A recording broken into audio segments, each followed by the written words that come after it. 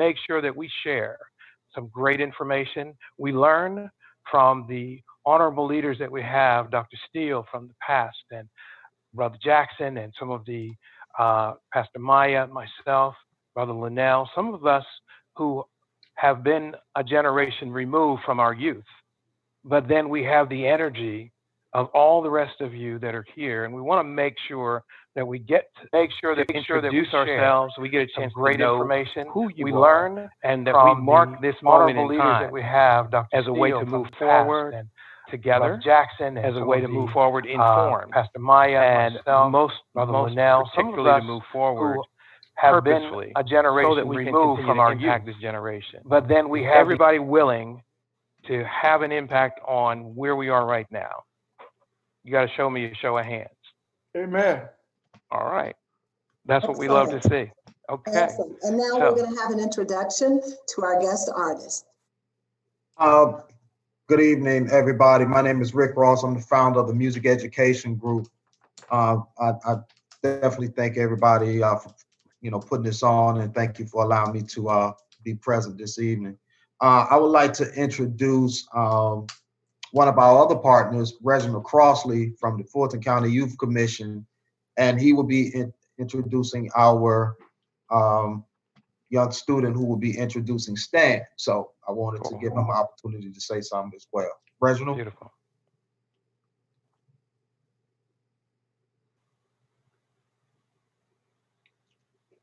I see him. Reginald?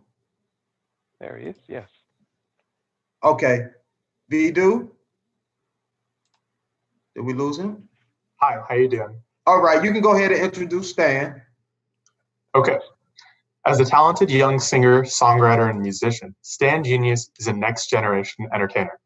With a gift for performing that extends far beyond his 19-year-old persona, Stan is primed to further advance his career and is looking forward to making himself a household name within the music and entertainment industry.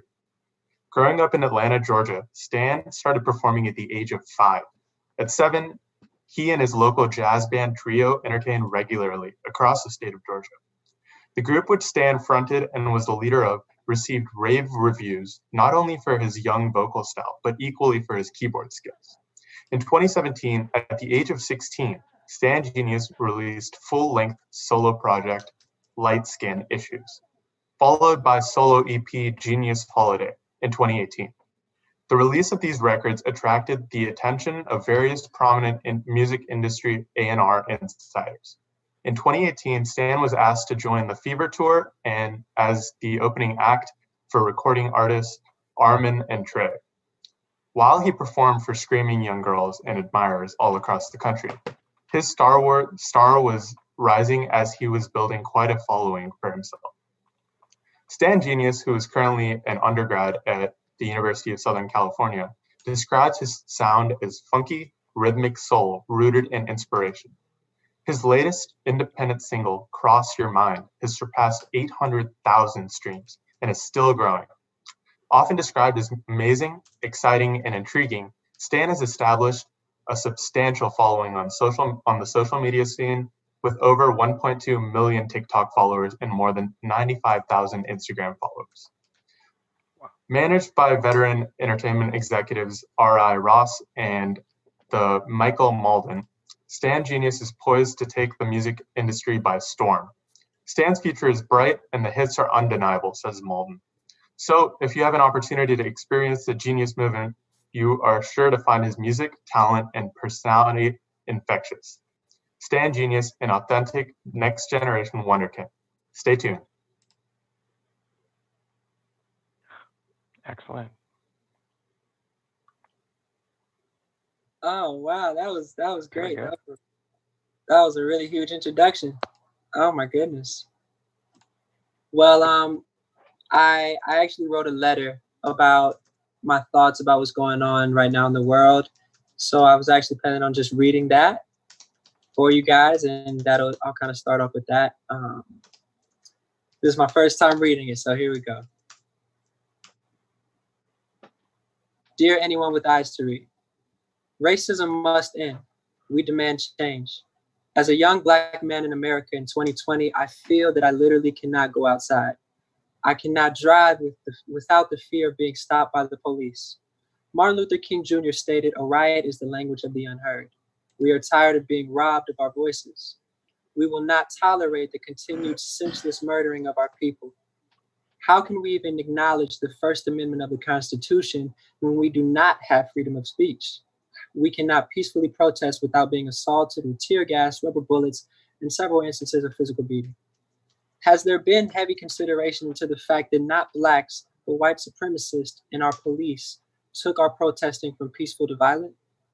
Police starting fires, or racists disguising as protesters to start damaging property and looting. Also that we can then look at the Blacks who join in and call our community thugs. This tactic is to continue to rob us of our voice and shift our meaningful protest about the murdering, lynching of our people to simply a conversation of how Black people will take any chance they get to steal. Why is it that we create and push the narrative that Black people come from a place of stealing? Do we forget that it was whites who stole from us? Do we forget that it was whites who stole our land and turned them into modern day country clubs? Do we forget that about the once thriving Auburn Avenue? Do we forget that it was whites that intentionally took measures to create the racial wealth gap that we live in today? We cannot blame the young Black kids who tag along after being manipulated by a system that has set them up to look like the bad ones. We cannot blame the young Black kids who have grown up in an America where they were never taught to look at themselves as equal, but less. We have no leadership.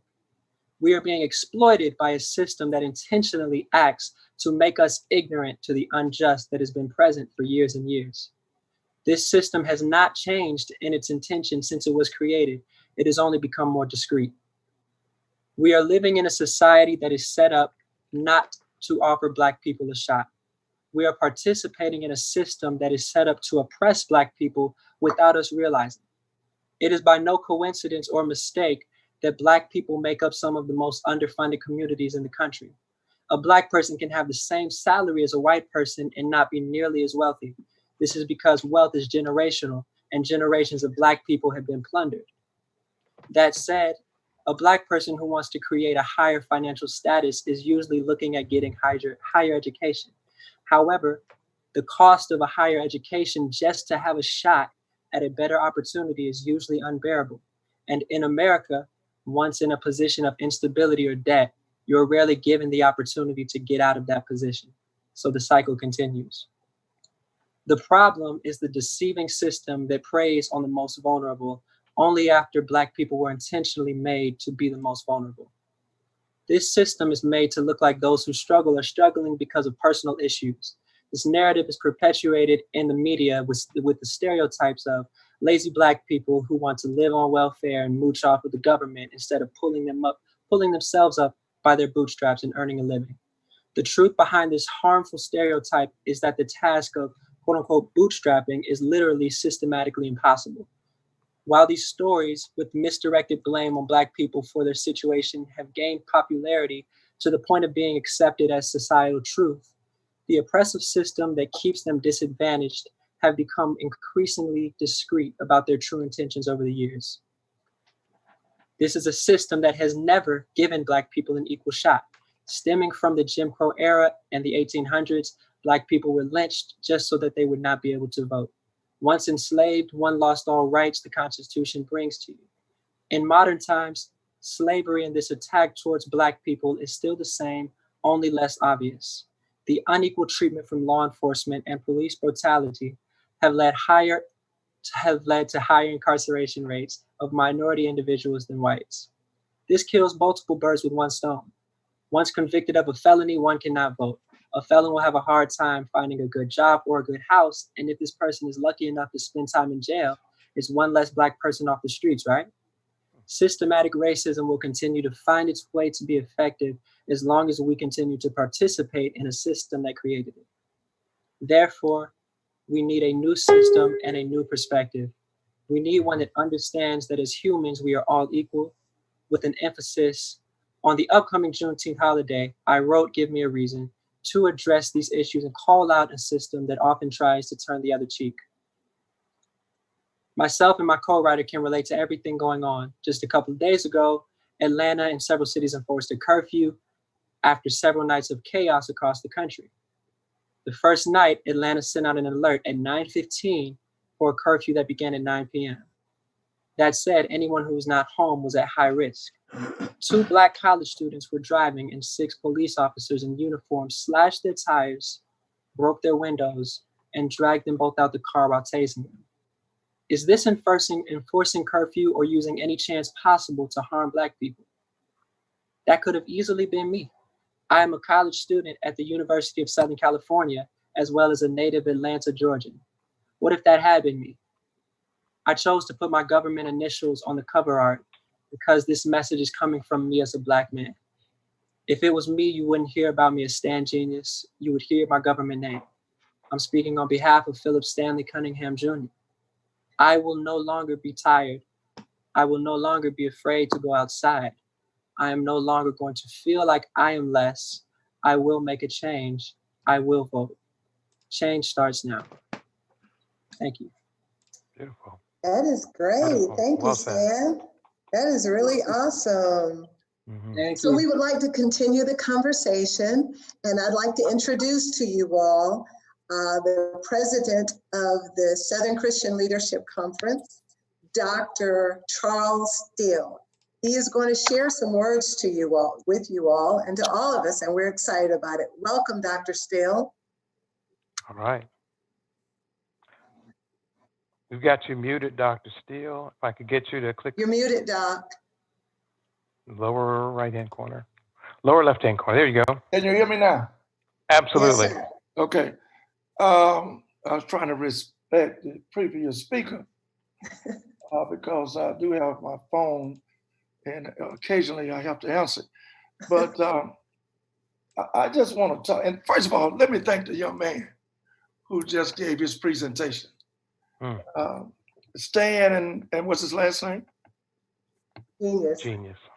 Genius. Mhm. He is a genius. Yes, he is. Yes, he is. Got the right name. Let me just say, I'm in Dr. King's position, and it's a tough position. You know, he was killed, and I told Dr. Ma that I couldn't direct, and you won't see me on a lot of the national talk shows because they're not going to let me talk direct. They're not going to let me tell the truth.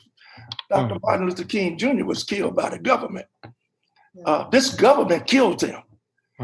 And there are many networks would not let that be known.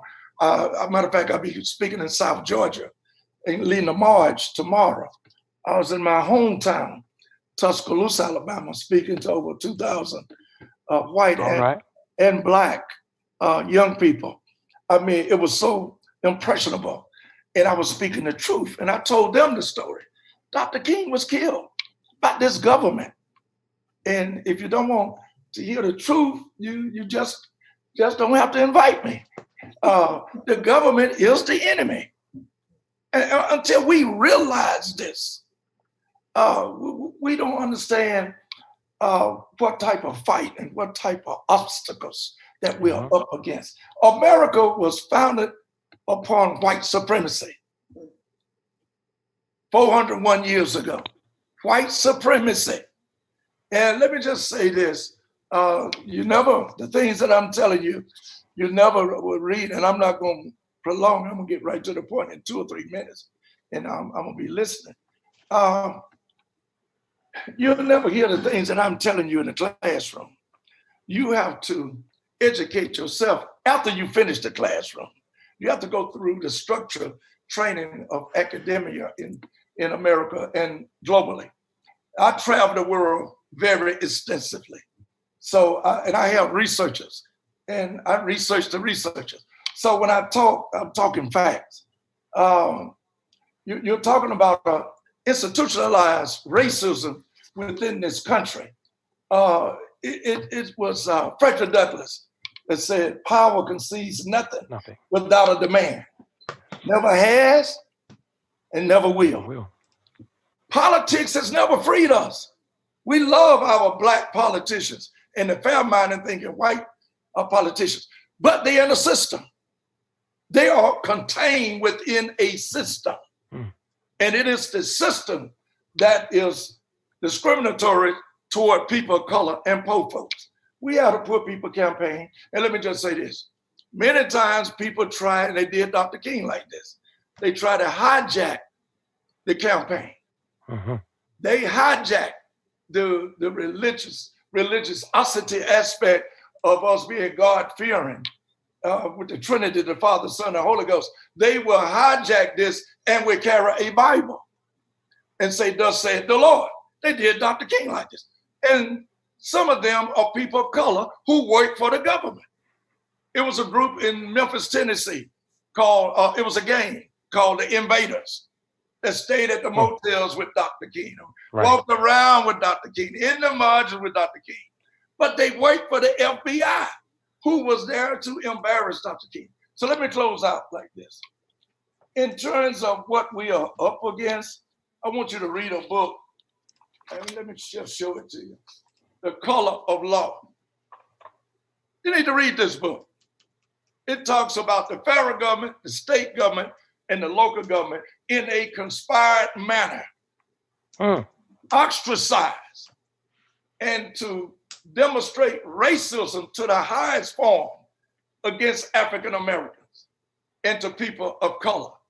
And basically, poor folks, 75% of everyone who goes to work today until COVID-19 came to our country, 75% of all of the people that go to work every day live from check to check. 75%. 73% of those people that lives from check to check cannot afford a $500 emergency. Wow. Did the church hear that? Yeah. Can't afford a $500 emergency. 75% of the folks that go to work every day. So what am I saying? I'm saying that it is a conspiracy to bring about a second-class citizenship to people of color. What do you mean, Steele? Look what happened on Tuesday in Georgia. Why did that happen, Steele? Because 1965 Voter Rights Act, Section 4 and Section 5 was gutted. Hello? Mm-hmm. It was gutted, and nobody's talking about that. Which gives you state rights. You're going back to Jim Crowism. We lost over 50 years of progress. We had more access to capital in 1968 than we have today. So as I close, Dr. King said the three ills in society are racism, poverty, and militaristic. What did you see at St. John Episcopal a few nights ago with the president? Hello? The military coming out, shoving folks, smoke bombs, hitting folks across the head. Racism, poverty, and the military. Those are the three ills in our society. So I will pause now, but please read The Color of Law by Richard Rothstein. The Color of Law tells it all. This has been happening ever since 1619, since we were forced to immigrate to this, migrate to this country. We are forced immigrants in this country, and that's been over 401 years ago. It's never been fair for people of color. Never. Never. And the young people, let me say this. I admire you. I'm inspired by you. But don't let people get you hung up on labels. Don't want to sing the old civil rights songs no more. I know because I'm out there marching peacefully. And we have to have a structure. We are nonviolent. And we're saying that labels destroys us. Is that an old Bible or a new Bible? It's the Bible. Are you going to destroy the Bible? Because you talk about over 2,000 years, the Lord was here walking around this planet called Earth. So are you going to destroy the old songs? Ain't going to let nobody turn me around. And I hear music up over my head, and I'm ready to give my life for freedom because it is of age, It happened back in the 1950s and the 1960s, but there was a bridge that got you where you are today. Are we going to discard that? Let me tell you what, and I'm finished. Last point.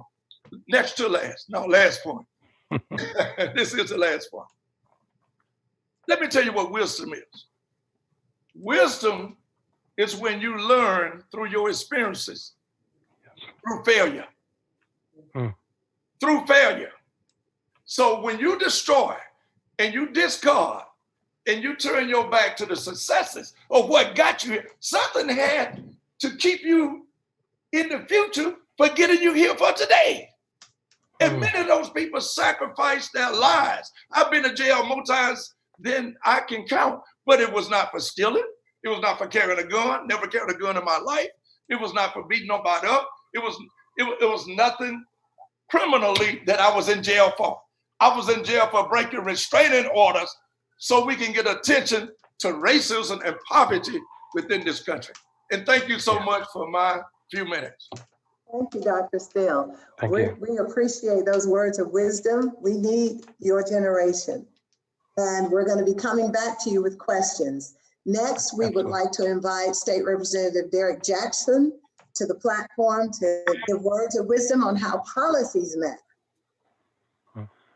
Well, first off, I definitely appreciate being part of this panel. Thank you, Dr. Taylor. Thank you, Mr. Reed. I like to frame my few minutes in a more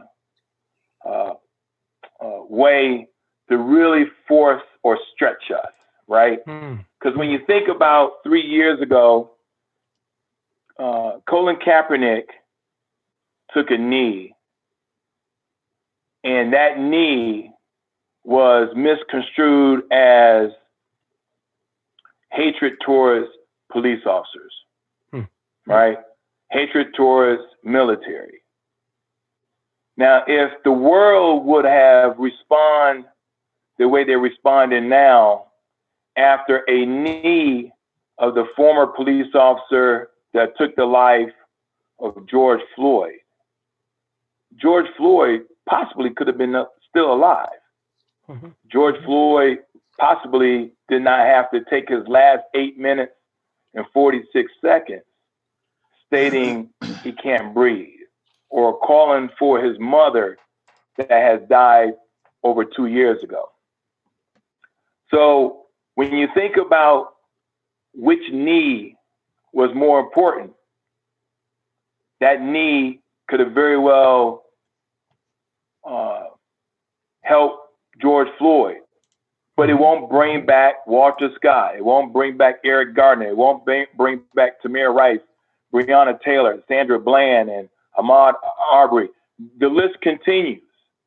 So what is happening now? Why this particular knee is moving across the globe? And so forums that you have tonight, Dr. Taylor, is great in 3 perspectives, right? Is designed to educate us. Yes. Right? There's an opportunity for us to be informed is the second one. And third, to build awareness, right? The young adults, the millennials, if you will, are marching in a way, peaceful protests. And I participated in 2 last weekend where I had the opportunity to speak in front of a crowd of over 2,000 on Saturday and over 500 on Sunday. The young adults are pushing. Typically, it's always the young adults, right? Dr. Steele was a young adult at one time. Dr. King was a young adult at one time. It's the young generation that is stating, and Stan Genius already said it tonight. They're demanding. They're no longer asking for change. They're demanding for change.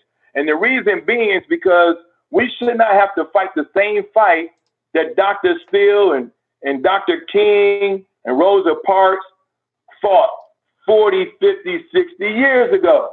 Right. Right? And so where are we today? Well, now we're at this intersection where legislation, policies matter. And I want the young people to really hear this, because Dr. Steele already touched on it. Legislation, when they gutted the Section 4 and Section 5, that created an environment of bringing back those laws that Dr. Steele and the others had to fight 40, 50 years ago. Right. That's legislation, right? Legislation, the 13th Amendment. So they say, we're going to give you Emancipation Proclamation, brought about the 13th Amendment, and they put 2 or 3 sentences in the 13th Amendment to create an environment of incarceration of those who look like us who are on this panel. Just 2 or 3 sentences, right? That's legislation. Those are laws, right? And so legislation helps shape our society, is my point. And we have to be vigilant and vocal like no other opportunity than now, right? And I'm not a preacher, but so I won't continue to say one more point, as Dr. Steele said. So let me give you another point. Laws will not stop racism. It will not stop hatred. It will not stop misogyny. It will not stop bigotry. It will not stop sexism. It will not stop those things. But laws will communicate to our citizens what we will and what we will not tolerate. That's it. Okay? So if you want to know what your city and your county and your state will tolerate or not, look at the laws. Look what they do to the laws. Do they add or do they subtract? It's very, very easy. We do this every legislative session. Okay? Laws communicate to our citizens what we will tolerate. And so you now have an opportunity of adding some subjectivity. What do I mean by that? Colin Kaepernick's knee is black. Right. Talking about we should take a knee against police brutality. The police officer that took George Floyd's life was white. They were willing to give him a pass until the video reached our citizen, and they said, no, you will not get a pass on this. We will, and we demand for justice to be served. Okay? The other thing I want to highlight is this. How do we go about bringing about the change that young people are demanding? I'll call it the 3 L's. The 3 L's. One, we got to be able to learn from one another. We should not just be marginalized to learn one culture. United States is probably one of the greatest experiments ever, right? I've had the opportunity to go around this world during my 22 years in the Navy. And as a retired naval officer, I'm telling you, it is a great experiment. But that experiment, just like any other experiment, there are some ills. And all ills, there's a prescription. Right now, the millennials of today is the prescription. They would no longer fight the same fight that Dr. Steele and Dr. King and Rosa Parks that we're fighting. So we got to learn from one another. It's the first L. We got to learn from one another. The second one, we have to listen to one another. God gave us 2 ears and 1 mouth. We should do as much listening than we should talk. Listen. Because when we listen to one another, we can reason, we can understand, we get to have the opportunity to learn each other's perspective. You may not respect it, but we all have a perspective. And then last but not least, the 3rd L is love. Why am I using love? Because love allows for you to look through a lens of humanity. I don't care what hue of your skin, but we are all children of God. So we want the same quality of life. We all work hard. We all want to jog in our community without being killed. We want to drive fine automobiles without being profiled. We want to be able to walk in malls without being suspicious. Okay?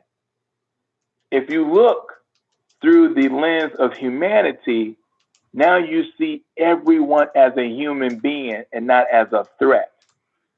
You're not training police officers to look at one category of folks as a threat. So you cannot move throughout this world without looking through the lens of humanity.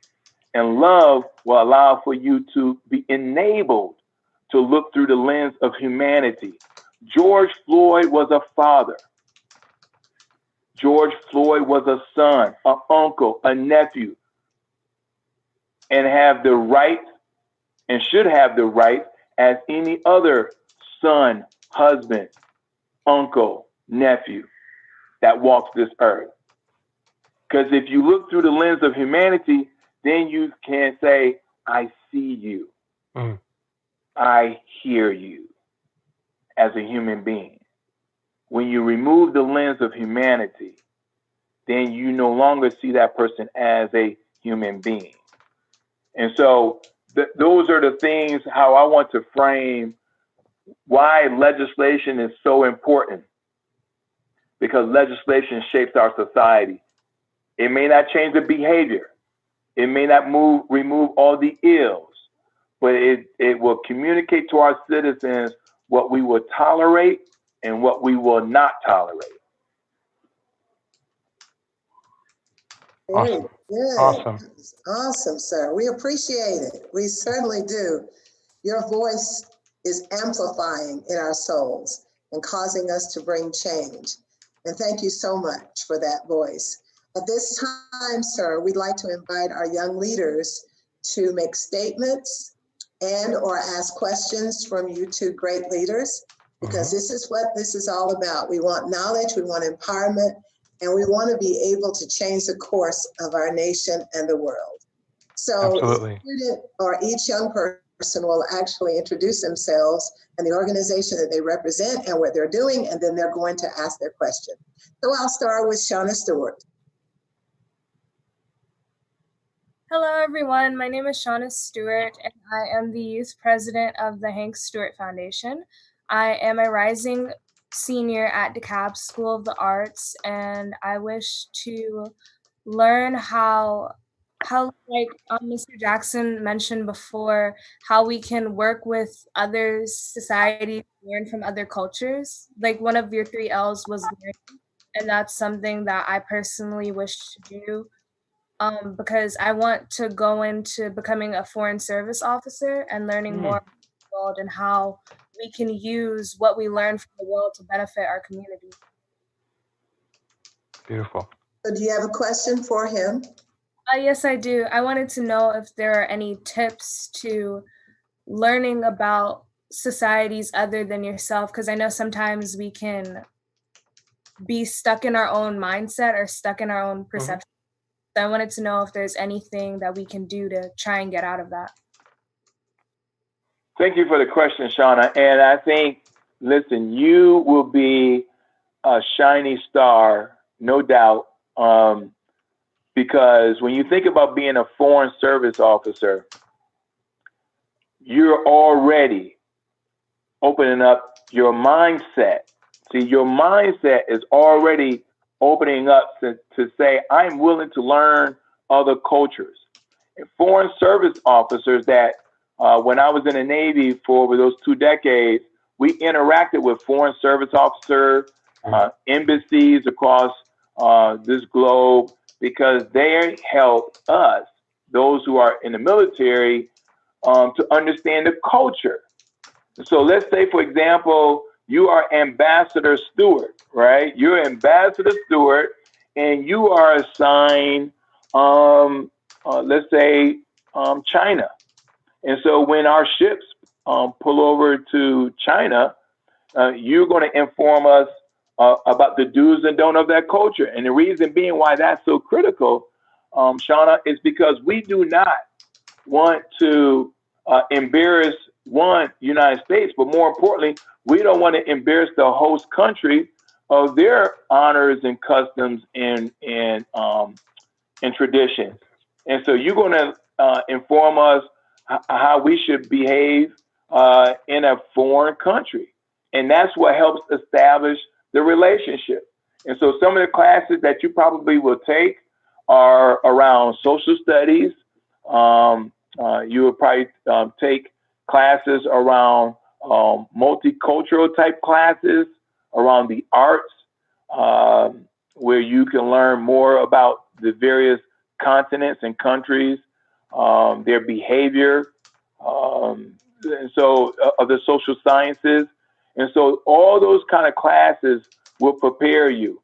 It doesn't mean that, you know, you can still become an international lawyer. There's a plethora of things you can still do in terms of your degree, but it's the classes will help you expand your mindset, and you're already on the right track because you're saying right now at your age, you're open to learning other cultures. And if everyone had that same mindset, saying that they're willing to sit down, listen, and talk to one another with the mindset of I'm willing to learn about your culture, that's a very critical hurdle that you've already passed.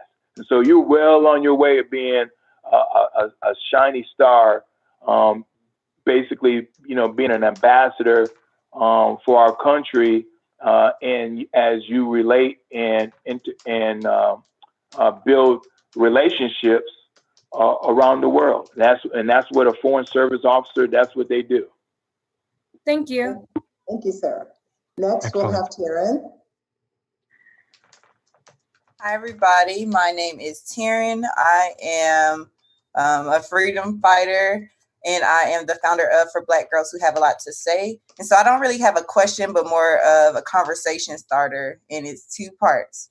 So when we're looking at policy, we have to think about who enforces the law. And so I think it's very important for us to realize whose responsibility that is, and if it also applies to that group. We have to think about when we're looking at reform versus reinvention or the abolition of a system or a practice. And then I also want to look at justice does not equal an arrest. When we look at our system, the system is not good at all. Okay. I'm like, that's the best way that I can say that. But our jails and our prisons are not set up to do what they're supposed to do, which is supposed to be rehabilitate that purpose. And so when we think of justice as an arrest, it doesn't really make sense. We have to dig deeper. We have to push harder for different things in our community's policy. We also have to have people who are making those policies and laws look like us and come from the same places as us. Otherwise, the laws won't reflect us at all. So those are just kind of some food for thought, and people can comment how they want. Let me jump on that. I'm a former state senator as well, okay? First Black state senator from Tuscaloosa, Alabama since Reconstruction. I went to Alabama. Wow. You went to the university? I just led a march there last Wednesday. Yeah. All right. University of Alabama was in my district. Most of my friends are there. They always supported my movement in terms of growing up, being inspired by Dr. King and Reverend T.Y. Rogers from Tuscaloosa. When I called on them last Wednesday, they came out in droves. But this is my point. I was also one of the first city councilmen in Tuscaloosa. So, but I marched on Tuscaloosa at the University of Alabama, young lady, many times. They just awarded me during Dr. King's birthday when I led a march, and I'm getting into something. When I led a march against the University of Alabama. See, you can pass public policy and laws and bring about the attention of these things to lawmakers. I was one. And the thing being is that you can pass certain piece of legislation, but just as soon as you pass the legislation, there's an element out there to take it away from you. Do you understand what I'm saying? Do you understand what I am saying? Absolutely. It just happened here in Georgia, young lady, this past Tuesday. Yeah, I worked the polls. Okay. You know why you had the problem? Section 4 and Section 5 was gutted. Absolutely. 2013. Nobody's talking about that. Yep. Everybody's talking about everything but that. Like Biden gonna be president or this other man is crazy. Okay, I don't disagree with that. But the point being, why not talk about the real issue? The real issue is racism. Absolutely. And when you got President Barack Obama, we went to sleep at the wheel. He did a great job being in a system, in a systemic racism the way it was. He couldn't have done anything else. He was in a system. But we still applauding and getting emotional over President Barack Obama. They eradicated the catalyst of freedom. Of the 1965 Voter Rights Act, or Section 4 and Section 5. And most Black folks don't even know it. I agree. Not even talk about it. And I've been talking about it since 2013. I was one of 10 people holding up when the U.S. Supreme Court rescinded it. This is not right. You're taking us back to slavery. Why we are not talking about that? That's why you had problems with voting last Tuesday in the state of Georgia, redneck Georgia, okay? Because you under state rights. And I'm not afraid to say it. Yes, sir. The truth must be told, okay? So I might not be invited back to the next one, but I'm going to tell it on. Well, because the truth got to be told. You are in a system that really dislike you. I'm not using the word hate.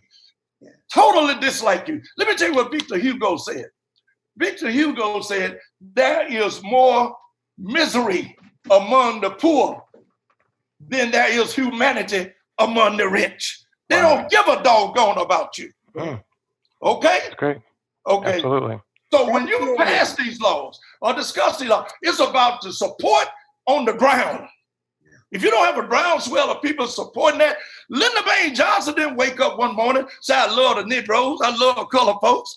Let's pass the 1964 Civil Rights Act, then the 1965 Voter Rights Act. No, he was pressured. That's right. Black folks and Negroes and colored folks were willing to lose their lives. And I know a lot of them that was harmed, castrated. If you got caught, young lady, you went to the University of Alabama. If I got caught at night after 6 o'clock at the University of Alabama, the Ku Klux Klan and white folks would castrate me, or if they didn't kill me or hang me. That was at the University of Alabama. If I didn't have a mop and a bucket in my hand.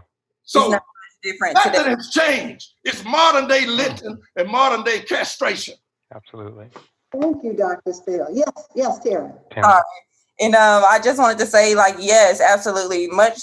Things are very much the same there at Alabama. Like they're worse, young lady. They're worse. Yeah, they're worse. Because we did accomplish some things and we lost everything we accomplished. We lost it.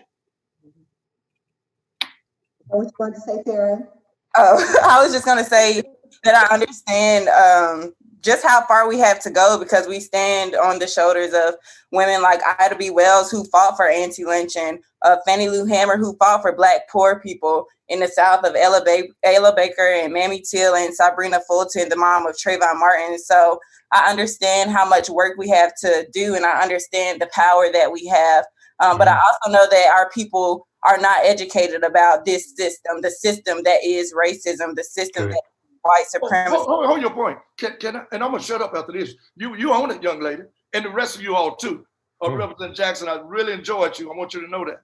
But I'm a civil rights in my blood and my bone. Okay. Dr. King, you hear it. 6 principles of Dr. King said, and this would solve the world problem of marriage. It would solve the church, a relationship anywhere in the 6 principles. We teach this all over the world. Number 1, gather information, which means you get the facts, know what you're talking about. You can holler at me and yell at me and disagree with me, but you can't debate me because I gather the facts. That's number 1.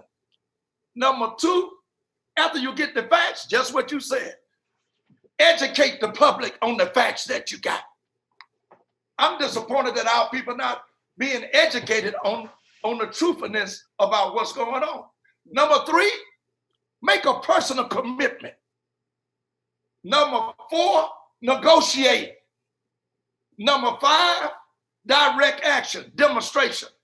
Number 6, always reconcile. Use those 6 steps. It'll get you out of anything that you are wrapped up in and want to get out of. That's awesome. That's amazing. kingdom philosophy. The 6 step. They call me all over the world to teach that. And my chairman of the board, Dr. Bernard Lafayette, who I got at Emory University, now he's at Auburn University and University of Rhode Island, we teach us those steps all over the world. And heads of states meet us at the airport. They say, Great. teach us, brothers, teach us.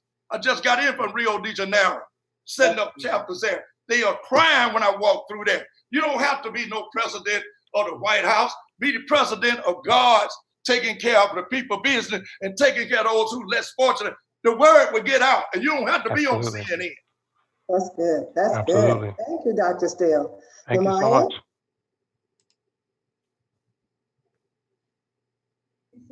Hi, I'm Namaya. I am the CEO and founder of Project Namaya, a nonprofit organization that helps students with disabilities prepare for post-secondary education in a job after graduating high school. Good. You have a Good. question or statement? Not really, but I would like to ask, what would be one thing that you would want to tell our generation today or our future generation? Who are you speaking to, Mr. Derek? Yes. Thanks for the question, Namaya. So what I would suggest, the one thing I would suggest, don't give up. The only way you can lose is when you give up. I don't care what it is. If you are pursuing a college degree and if you stop and you give up, you won't attain it. If you run in a race and decide to quit after the second lap and you give up, you won't win the race, right? Don't give up. And so the only thing I would add to what Dr. Steele just mentioned is that I want to empower and encourage you all, that you all have tools that did not exist 30, 40, 50 years ago. I've watched a rising high school sophomore within 5 days put together a peaceful protest rally within 5 days and was able to get, like I said, about 500. And then the other 2 are in college, freshman college students, and they got nearly 3,000 folks. And they both did this within 5 days. If Dr. King had an iPhone, smartphone, he would have more than 250,000 march on Washington. And so I say, don't give up. You now have tools and education and capabilities that the former generations did not have, right? You can do exactly what Dr. Steele said. Listen, as a PhD candidate, I love the research, right? And when you go into a debate, even if you have to debate a fool, the public knows when you walk in there with facts and data, it cannot be refuted, right? And so, each and every day I go on social media begging and pleading as a state legislator and say, I want to debate Donald Trump. And I know I'm going to beat him, but they ain't going to take me up on it, right? Because I want to clearly show that I can debate a 74-year-old fool, right? Hillary, she did it, but the public still not there for women. And it pains me as a father of 3 daughters, right? That's a problem when a woman makes 70 cents on a dollar. A man and a woman can have the same qualification, the same skill set, but she makes 76 cents on a dollar. The man could be a fool like the current occupant of the Oval Office. Right. Cannot even put a coherent thought together. Cannot even read a Dr. Seuss book. And he's in the Oval Office. So So don't give up. Whatever your goals and dreams, whatever God put in your heart, don't give up, Nehemiah. Don't give up. That's good. Absolutely. Christopher? I just wanted to interject something too for all of you that are listening, and I know you're gaining some knowledge and some perspective you may not have heard before. And I want you to use that, and I want you to hear clearly. You will have an opportunity to control the narrative about how you want to move forward. So arm yourself with what you're hearing. Make sure you're making good use of this time, and it's going to allow you to be influential at just the right time. That's how God created you. So I just wanted to interject that. Awesome. If I may piggyback off of you, Mr. Reed. Yes, sir. First thing came to my mind when she asked, what do you suggest? First thing, get a track record. Okay. See, everybody talking. You got all of the accessibility to technology, but everybody talking. Before people come to me, everybody want my position, okay? But they don't want to come through what I've been through. They don't want the training. See, it's structure that we are missing and collaboration. Okay. See, the enemy knows we are not in collaboration. I heard somebody on TV yesterday say, bring the camera, I want to get on CNN. Okay? And the news has really perpetrated a negative impact upon us because we don't need the news to get our message out. We need to create our own news, have our own network. Yeah. The news media will define who your leaders are. I look at a track record. Mr. Steele, well, when you gonna resign? Well, I'm gonna resign, but the baby hadn't been born yet. Who's gonna take my place? You know, I get the attention in. I ain't going nowhere. Right. Okay, I ain't going. And I own a funeral home in Tuscaloosa, Alabama, until they roll me out. Okay, because I know what it takes to run this organization. Dr. Casey, I asked the question. Thank you so much, Mr. Reed. Take your notes on this, young people. I asked the question when I'm speaking to the audience. What was Dr. King's main or major priority in leadership outside of being a good speaker, charismatic? And matter of fact, he got a C in preaching when he was in seminary. All right. So that goes to show you that you can flunk a class or get a C or a D and you still can be great. You understand what I'm saying? Okay. So I tell them the fact that you want to be a leader. Dr. King, first priority, guess what it was? Anybody want to tell me? Raising money. Yes. Running a civil rights business. Okay. I come out of a business background in my dad's funeral home. My brother and I owns it. Dr. King was a businessman outside of being a preacher. But in order to raise money, you got to have a track record of being honest and having integrity. You can't be a crook. You can't be an opportunist. I have folks saying, I want to, and you know what? I made the mistake when I first, and I've been in SCLC president a total of 13 years. So I ought to know a little something. I had a whole lot of folks around me who didn't have good intentions, okay? And a lot of them came from a religious background. So you got to know these things. And once you get out front, they'll get ready to attack you. Even the folks around you will attack you. So what am I advising you to do? First of all, don't let all of this wisdom that Representative Jackson, myself, Mr. Reed, Dr. Taylor, and others, don't let all of this wisdom that we have, because we have the wisdom because we made mistakes. Right. I had some folks around me, Representative Jackson, I thought I could save. And Lord knows I prayed one night and God sent it to me. Still, I wouldn't even save them myself. What you trying to save them for? And that's just the truth. He allowed us to make choices. Hello. So first of all, I recommend to you, watch who your associates are. All That's right. good. That's Oh, good. come on now, come That's on. helpful. Thank you, Helpful. Dr. Steele. Thank you. Watch out Yeah. who your associates are. Uh, Watch out thank you, the sir. people around you. Got it. That's Don't run good. around with folks like I did. Took me 20 years to get focused. That's good. Walking around with folks who you think are your friends. Oh, I'm with you still. As soon as things break loose and it's for the negative and the bad part of you as an individual, you can't find them. But you got to understand business. You got to have integrity. You got to have a track record. It's a package of things you got to do. You can't march forever. And I'm one of the world's greatest marchers. That's why I got authorizers today.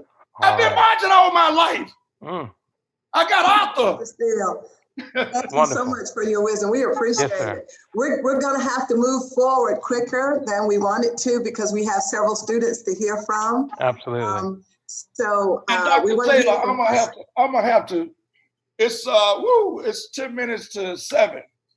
Yes, I'm gonna have to get off. Okay, we understand. Can everybody appreciate Dr. Steele? All right. Thank you so much. Thank you so much, sir. We appreciate you. I have a march tomorrow in Southeast Georgia, and I have to prepare. We understand. Okay. Understood. Thank I you, sir. enjoyed it. Thank you so much. Thank you. Thank you. All right, Thank you, Christopher. Dr. All right, sir. Well, hello everyone. I'm Christopher Floyd. I attend Sandy Creek High School, and I'm an executive cabinet member of the Sophomore Area Youth Council. And I would say my question is more focused towards Mr. Jackson, which would be, how would the, as you said, the legislation will affect our society? So how would the legislation will react to what we're doing as with the protests and all that? What would be an outcome of what would be the response to all of this? That's a great question, Christopher. As a matter of fact, the response so far from a legislative standpoint, we're looking at pushing House Bill 426. You guys are certainly welcome to Google it. House Bill 426 is our hate crime bill. And that hate crime bill, Georgia is one of 4 states that do not currently have a hate crime bill. And so we're looking at getting that push because of what happened to Ahmaud Arbery over in Brunswick. The other thing that we're looking at doing, Christopher, is changing the citizens arrest legislation that we have and stand your ground law. And so, because of what happened to Ahmaud Arbery, simply, a young man just jogging in his neighborhood in broad daylight, clearly with shorts and a t-shirt, not carrying anything, minding his own business, was basically hunted down by 3 individuals who felt that it was their right to take this young man's life. And they were empowered through legislation that currently have on the books, stand your ground law, citizens arrest, and the lack of, again, a hate crime bill. So that's the reason why what has happened in recent weeks helped move our legislative agenda specifically because what the movement that you all are doing. That's great. Great question. Adana? Hi, everyone. My name is Adana McBride, and I'm the Vice President of the Hank Stewart Foundation, and I'm also a rising senior at Eagles Landing High School. However, I am a full-time dual enrollment student at Clayton State University, working on obtaining my paralegal undergrad. So I want to thank you all first for allowing me to join you all. And my question is, while we currently still have a lot of momentum going, and I don't want to lose it, and the protests are still going, and the news media is still on these situations, what do you think our next step should be? I know the protest was a huge step to getting at that, for a start, but like Dr. Steele said, we can't protest forever. And I would like to see more of these protests, if they still happen, be followed by some type of conversation that we could either be having at these protests or in town hall meetings or whatever the case may be, that we can actually start taking steps. Like when Dr. King and them were marching, the bus boycott, they actually took steps that lasted long times. to see actual solutions happening. So I'm just wondering, like, what steps can we take as the youth to actually start having these conversations and get them out there to people so we can start seeing real change happening in today. Great. That's an excellent question, Adana. And let me just provide 3 things that you all should do. 3 things, okay?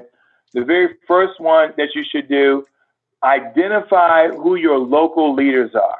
Mm-hmm. You should know your mayor, city council, your county commissioners, all of them, right? Your state representative, your state senator. You should know who is representing you, okay? That's so important. Number 2, you should attend these meetings, right? Town hall forums, county commission forums, city council, right? By law, just go to your city, your county website and start attending their meetings. If you attend their meetings, you can hear the dialogue from, are they going to bring a park or a library to your city or to your county? And if not, you can go up there as a citizen, request to talk 2 or 3 minutes, depending on what the topic is, and say, why don't we have a library? Why don't we have a park? You know, or whatever it is. Why don't we have a grocery store with fresh vegetables? Right? Those are the kind of things. So number 1, identify who your local leaders who's supposed to be representing you. Number 2, start attending those meetings. And then third, and I think most importantly is this: do not let this moment not become a movement. You want this moment right now to turn into a movement. If you think about everything that Dr. Steele shared with us this evening, they were all movements, but it was started off from a moment, right?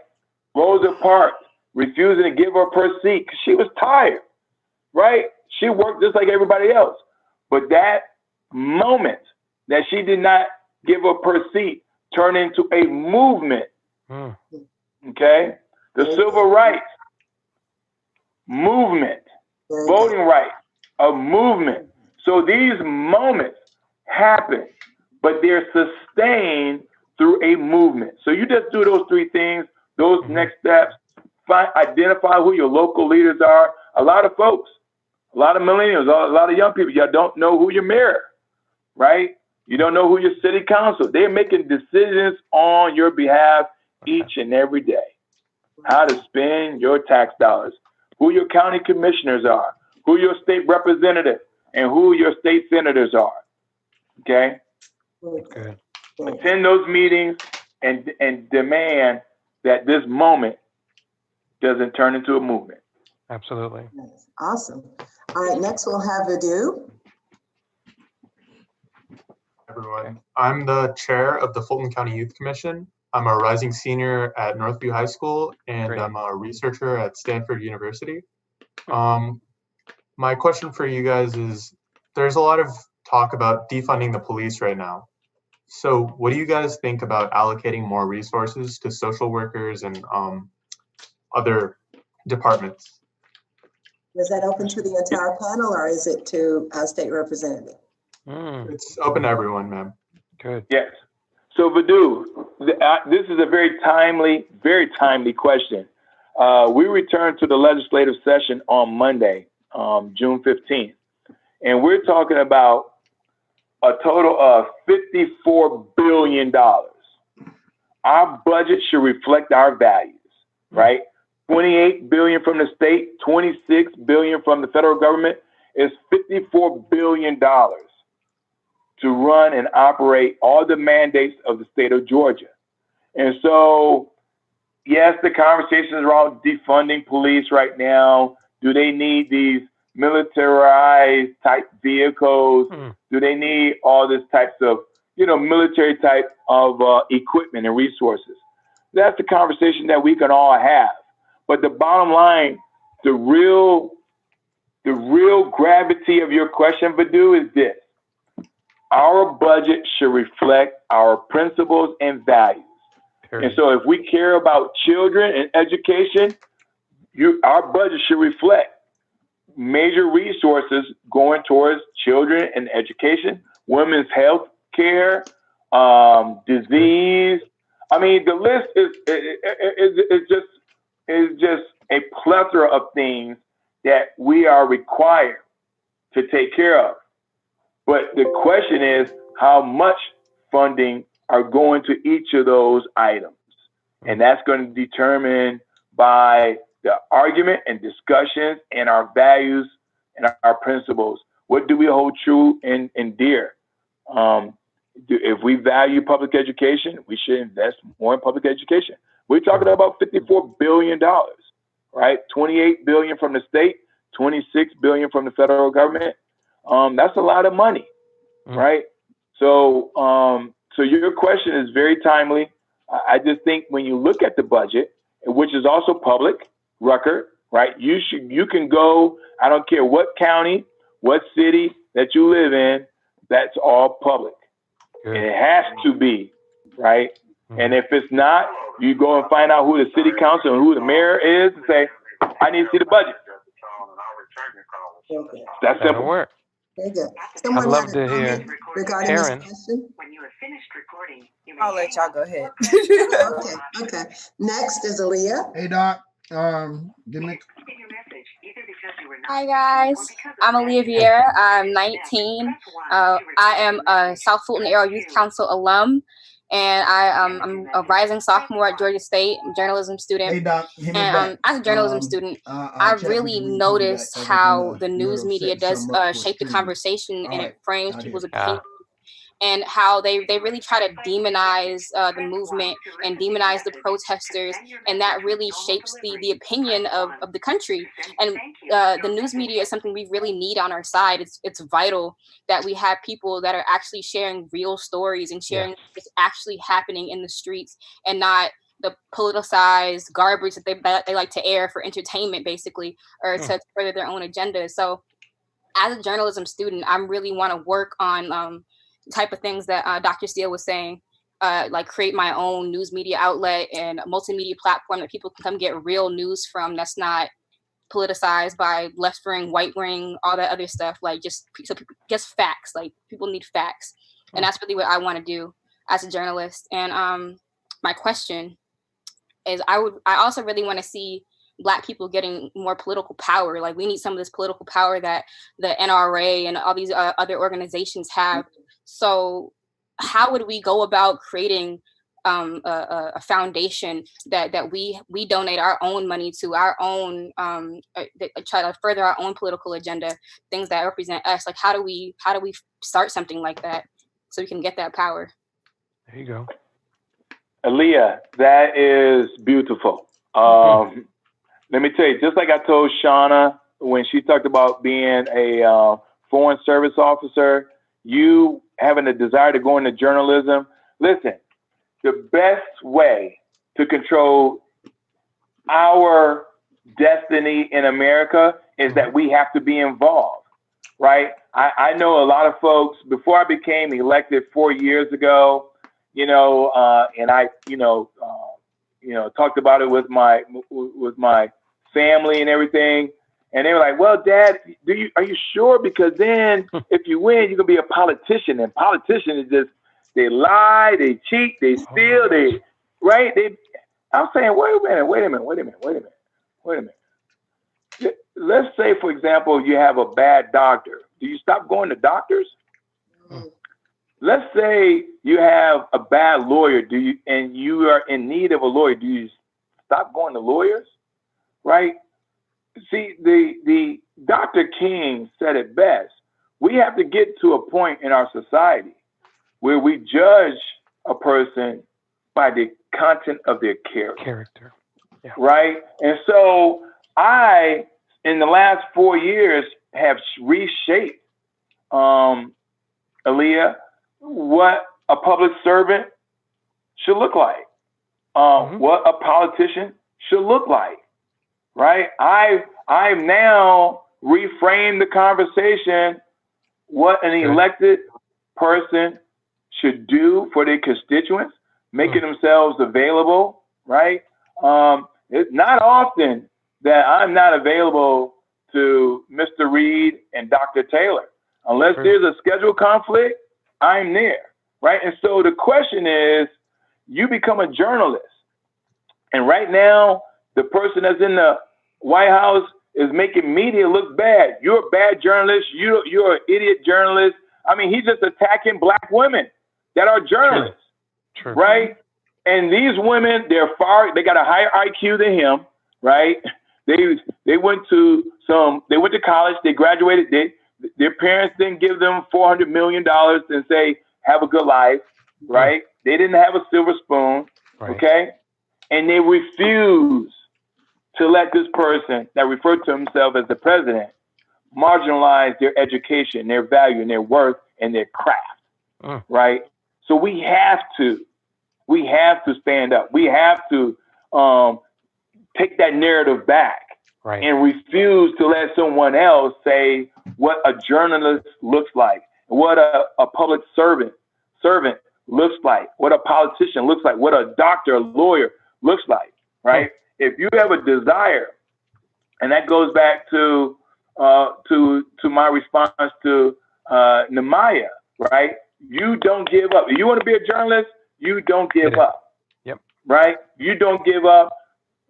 Disregard all the noise about what a journalist looks like. It's in your heart to become a journalist. And when you become a journalist, then you can say, no, this is the story I want to tell, right? You're now the anchor woman on CNN and do just like what Don Lemon and Chris are doing. They say, no, this guy's not a leader. He's a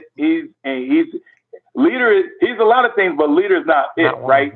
Because his track record, going back to Dr. Steele, their track records show that they're bringing about truth to power, okay?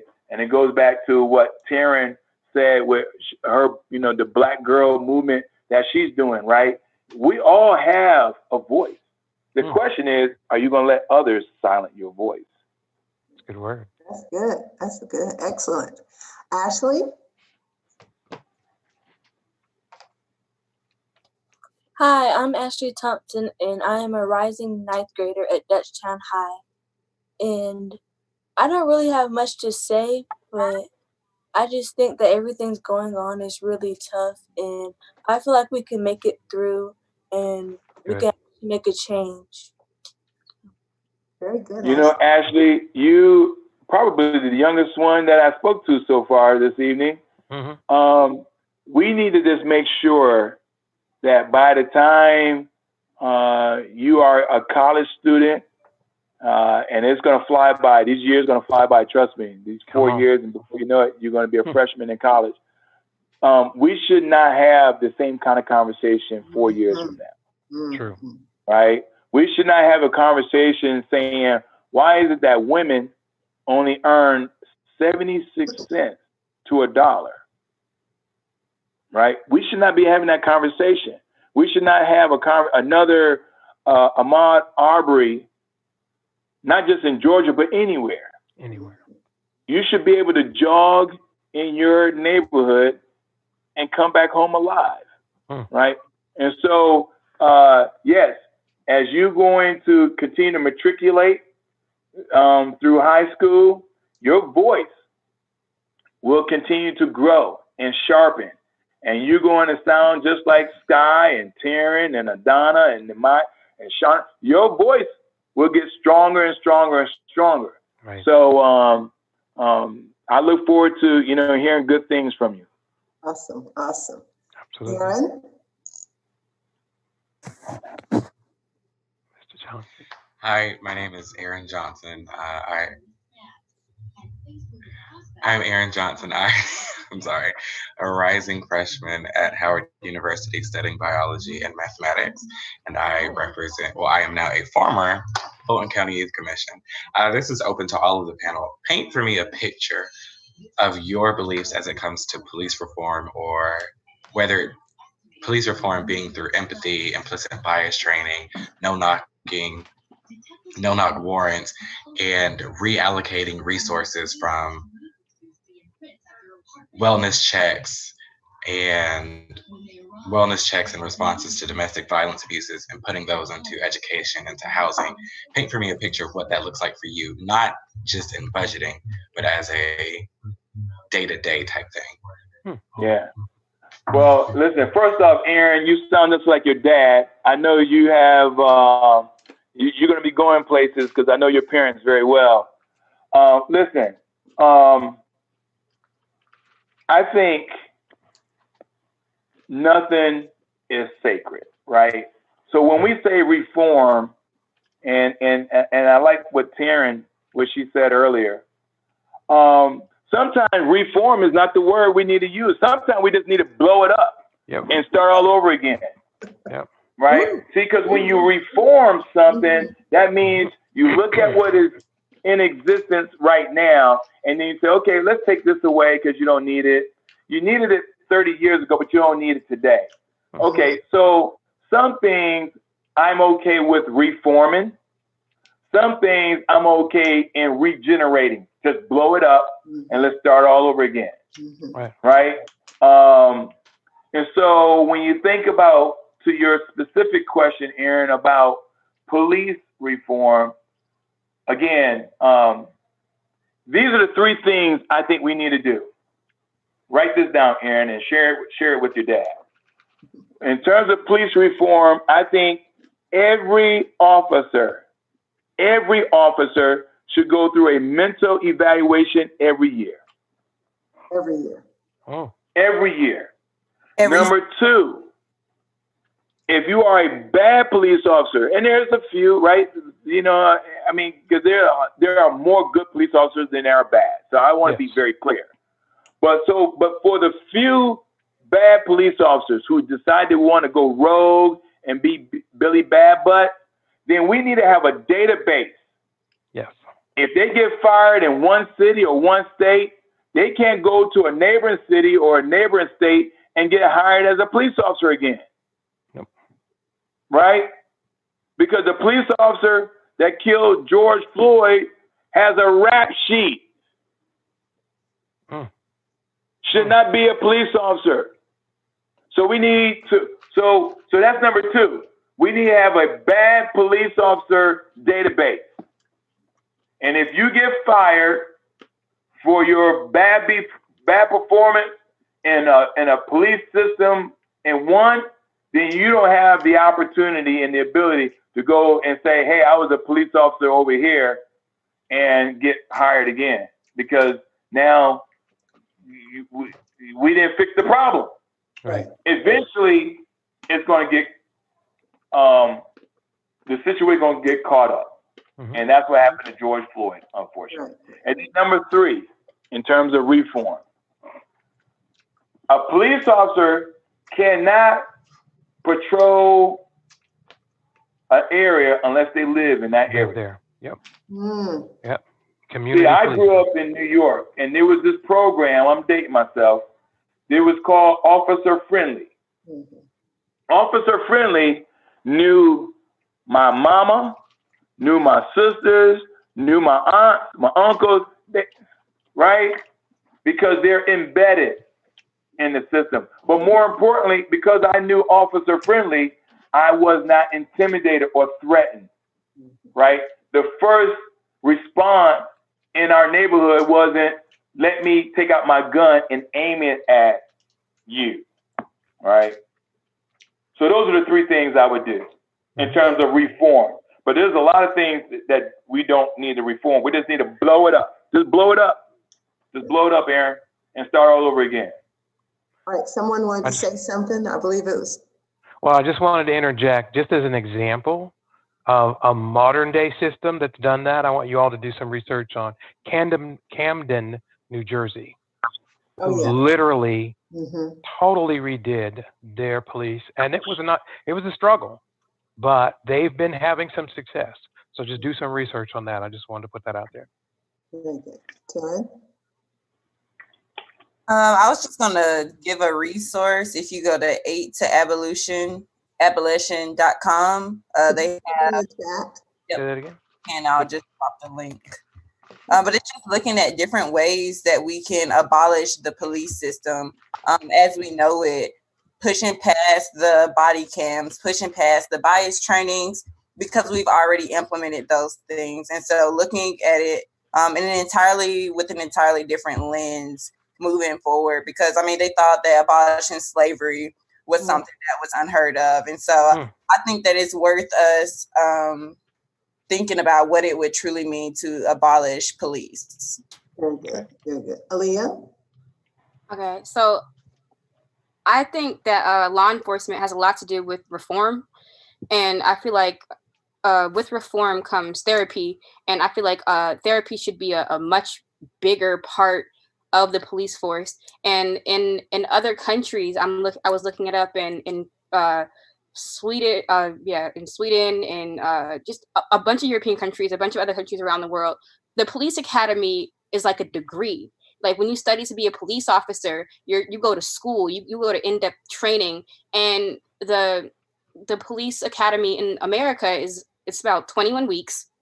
And it's not all encompassing. They don't prepare you to be in the streets. They don't prepare you for de-escalation. They don't prepare you for what to do when you're surrounded by protesters that may seem aggressive. They don't know how to respond to that. They're not trained for that. So I personally feel like the police academy needs to be treated like an institution. It's a university. You are educating people on how to protect others. Therefore, they don't think that they're the military. They know they're there to enforce the laws. They're not there to dominate the streets. They're not there to be superior over anyone else. Very good, very good. Keon, you want to say something? Keon. Yes. Tell us who you are first.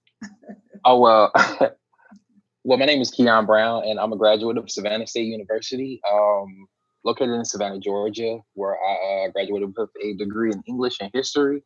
So a lot of the things that are being considered here, I consider very important to me, especially coming from Savannah, where it's a major Black hub as well as Atlanta, and both places thrive economically under Black influence and leadership. So I also work with Senator Lester Jackson of the 2nd District within policy and community outreach, as well as a plethora of other businesses and organizations. But just to tag along, I don't think that the issue is necessarily has to do with financing or like taking finances and resources away from policing, but maneuvering those finances in different avenues of policing. And also, in the words of the great late Dick Gregory, and his beliefs of policing and holding them accountable, I do believe that as in every other avenue of industry or education or workplace, like from teaching to anything else you may do, from even working at Walmart, there are consequences for policies that you break, and everybody is insured in their contract that if you break these things, you can be terminated or you can lose something that's valuable to your employment. So you insure each police officer so that when they immediately do one of these atrocious events or actions towards somebody of color or anybody who's oppressed, where you can actually visibly see where they can't do anything or they didn't pose a threat, what you can immediately do is revoke their license. And if they can't drive and patrol, then how can they do their job? And then it makes them make a decision of, is the hatred that you have and the threat that they feel, is it stronger than the love you have for your family to feed them? So.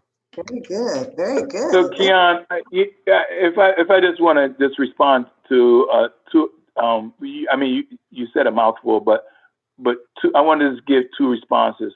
One, when you start talking about economics, right? There is a wealth gap.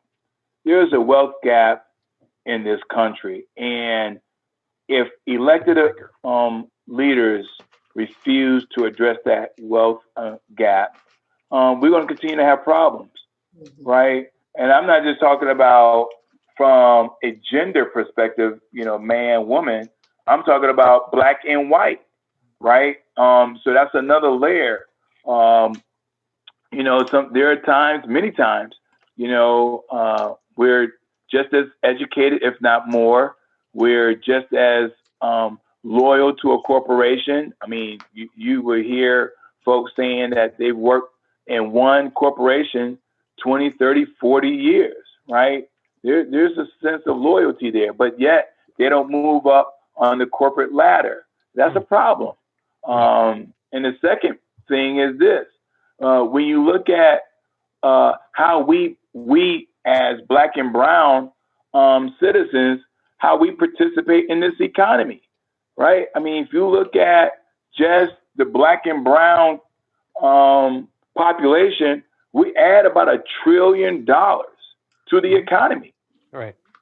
$1 trillion, right? But it may only circulate in our community one time.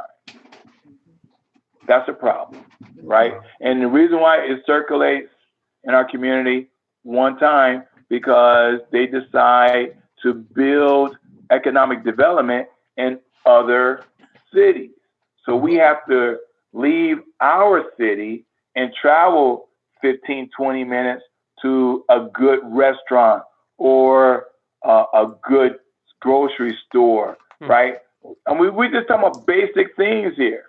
So we need to demand that some of these things are built in our community, right? We want a good grocery store to, again, purchase healthy produce for our families. We want to have banks.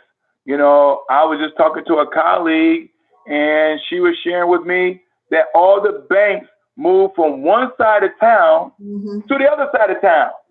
But if you look at the demographics, where the banks moved to was on the white side of town. So now African Americans, you know, black and brown citizens have to travel to the other side of town because they still have a mortgage, they still have a car loan, they still have banking needs. And so it's just not right when you start talking about the economy and how we participate in this economy and how we still have a problem with wages and how it should be commensurate to our education attainment. Very good, very good, very good. And thank you, Aaron, and thank you, Keon. We'll come back to you if you have some more questions and statements, but I want to get our last young person, Ms. Sky Jackson. Yes, ma'am. Thank you. I am Sky Jackson. I am the current president of the executive cabinet members of the South Fulton Area Youth Council.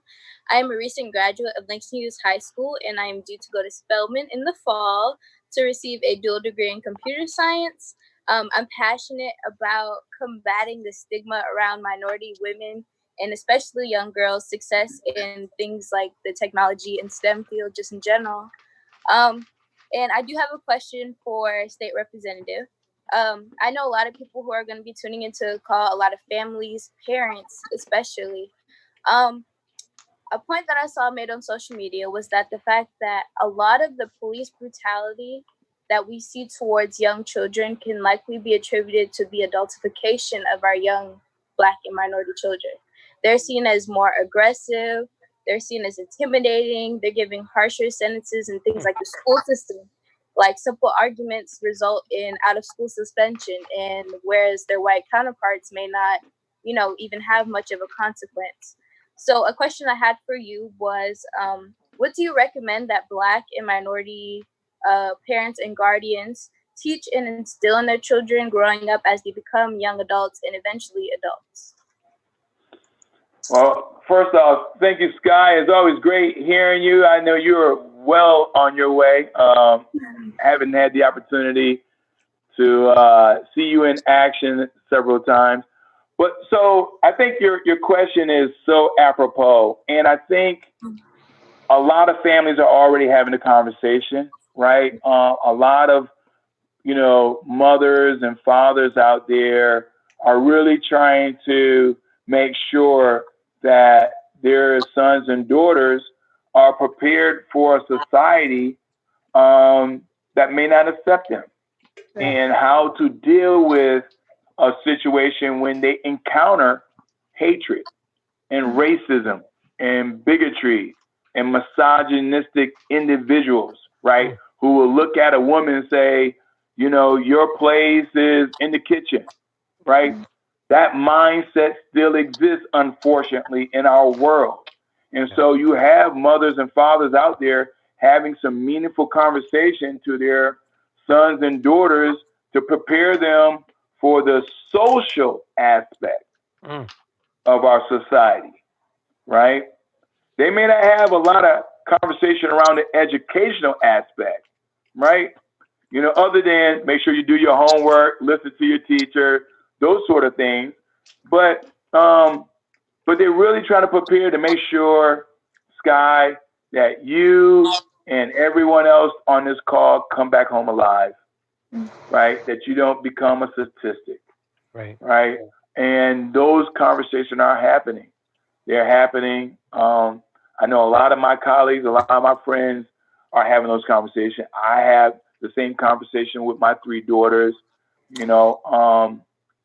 So that's one. Number 2, I think, you know, there are 2 aspects to your question in terms of preparedness. And it goes back to, as I shared earlier, whatever your aspirations are, don't let someone else dictate them, right? Your goal. God did not give them that seed that's inside you. He gave it to you, Sky. He gave it to you. And so it's up to you to make sure that that seed that God planted in you come into fruition. And it's important because that seed may be the next Supreme Court justice, or the doctor that finds a cure for cancer, or the first African American president of the United States, right? Whatever it is, right?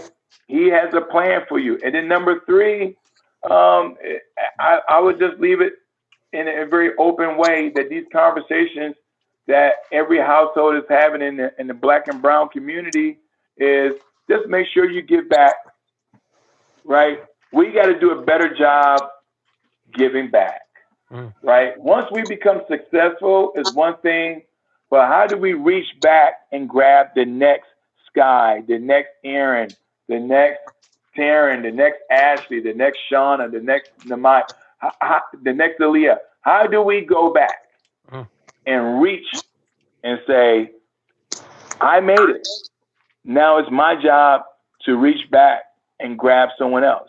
And it may not just be 1. It may be 4, 5, 6, however many it is.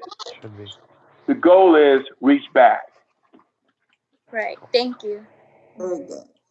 And we would like to have closing statements from everyone, maybe a one-liner, and then Mr. John and I will close us out. So we'll start at the top, Ms. Shauna. I would just like to say thank you for all of the information that you have given to us today. It was very helpful and insightful. And also, I would like to thank you for the comments you made about me earlier regarding me being a foreign service officer. It was like you knew exactly what I wanted to do, especially China. So thank you for that. I love it. Adana? I also want to say thank you again for inviting me on this call. I learned a lot, and I will be taking it with me and follow those 3 steps that you did give to me. I also want to ask, like, the rest of the people on the panel, if you all had any group chats or any groups that I could be able to be a part of to be more informed or to get more information about steps that we can take as a generation to move forward. I would love to be a part of that. I'll put my email in the group chat. And thank you again. Awesome. Wonderful. Ms. Aaliyah?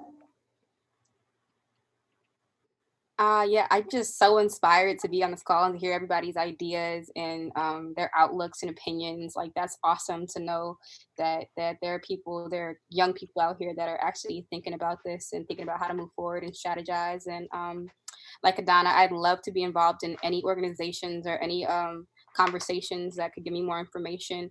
And I'd love to keep in contact with you, Mr. Jackson, because I'm always looking for somebody that has the position that can advocate for the community and stuff.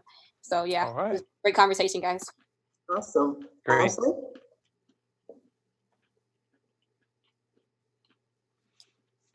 Ashley? Ashley Thompson. Oh, sorry. Okay. I just want to say that as someone of my age, someone would be watching TV or, I don't know, playing a game, but I'm glad that I'm here learning about valuable information to help me in my generation through this tough time, because some people, they don't get how serious it is. And instead of actually trying to make a change, they just make jokes about it or, just disregard it. And I'm glad I know more about it. Great. Awesome. Ms. Karen? I do want to thank everyone for just being open in this space and sharing their stories and experiences. And then, of course, I want to plug my blog for Black girls who have a lot to say. I would love for you all to get involved with us. We are launching our brand ambassador program where we'll be doing trainings with other Black girls, women, and non-binary people. I have lots of information on how to get involved in your community and things like that. So I'll drop that in the chat box. Wow. Awesome. Excellent. Mr. Maya? I would like to say, first off, I want to state back to my slogan, no excuses, make it all happen, which is Namaya, my name. So I wanted to say to you, you made no excuses and you made it all happen. Thank you. All right. Awesome. All right. Beautiful. I love it. Mr. Christopher? I just want to say thanks to everybody for their perspective, as I was I wanted an answer.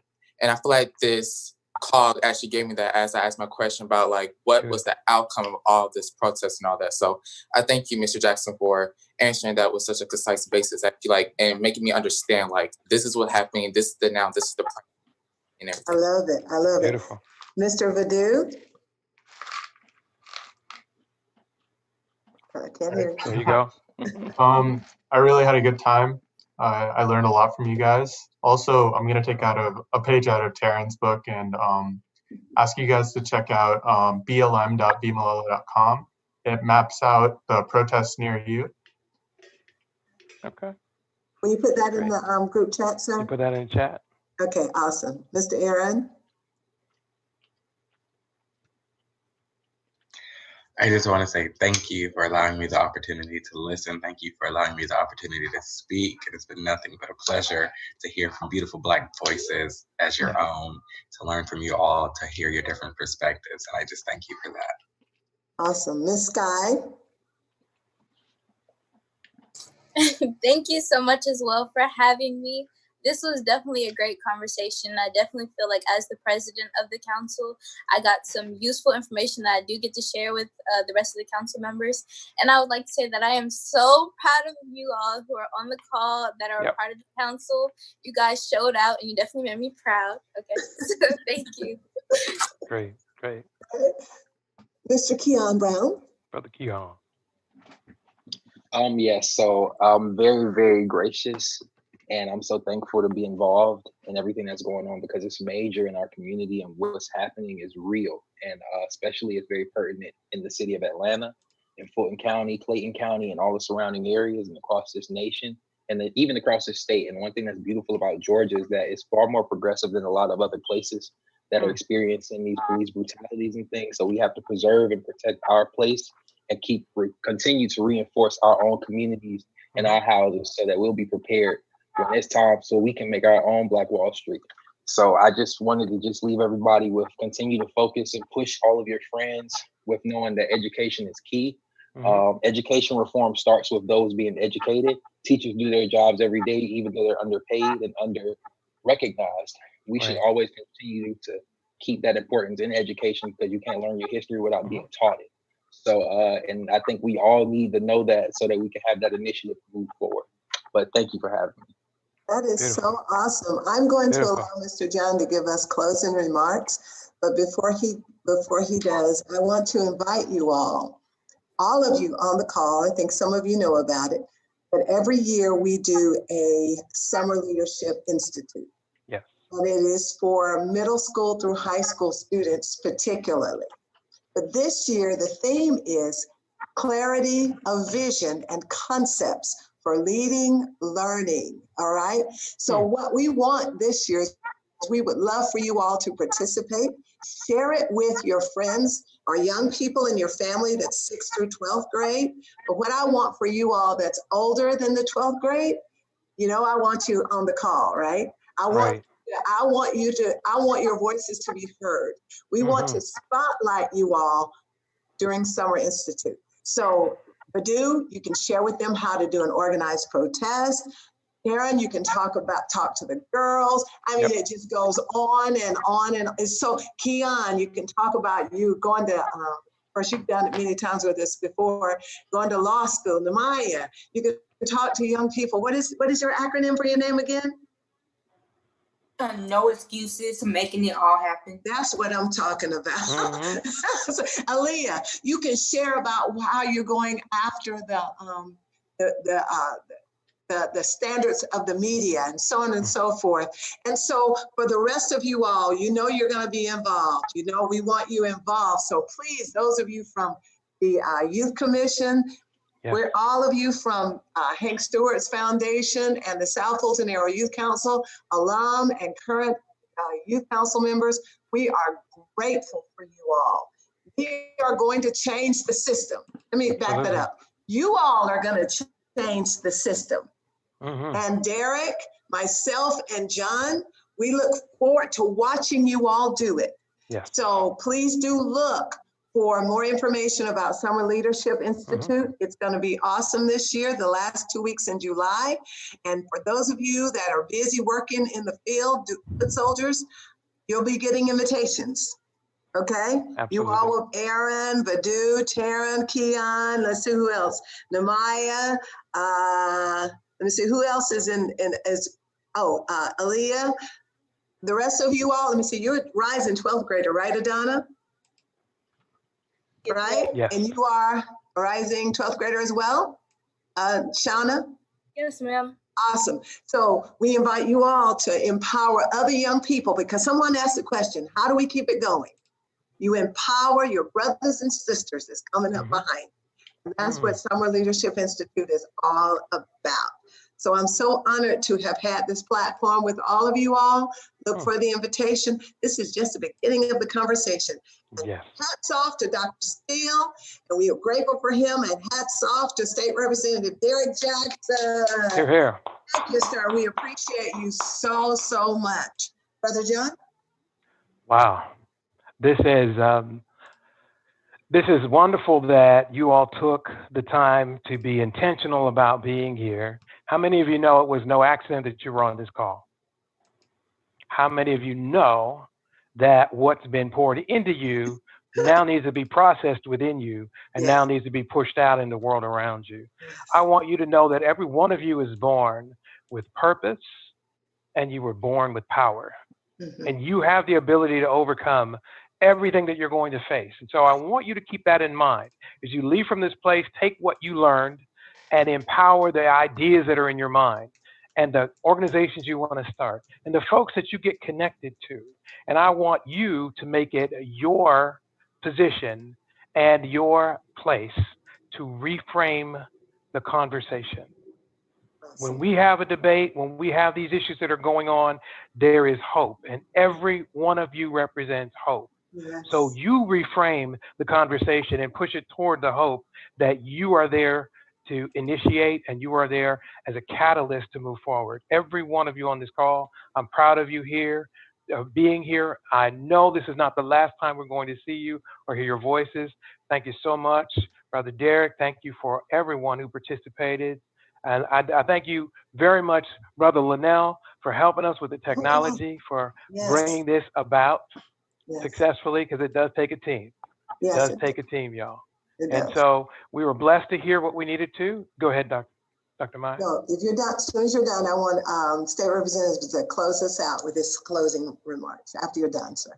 Make sure then, pay attention, use the power that you have, and use your social media, because you guys have swords that we did not possess. You can move the world. Just remember that. Brother Derek. Thank you, Mr. Reed. And again, thank you, Dr. Taylor. Love this opportunity to, again, just participate in a healthy conversation, right? This is what we need to do more of. I would leave you in my final statement with three things. Please, ma'am, please, sir, vote. If you want to know what the power of your vote is, just look, because they're trying to take it. If your vote wasn't powerful, they would not try to take it. Right. I just want to be clear on that.